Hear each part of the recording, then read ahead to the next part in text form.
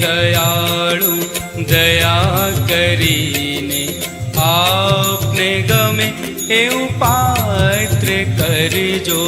હે દયાળુ દયા કરીને આપને ગમે એવું પાત્ર કરજો.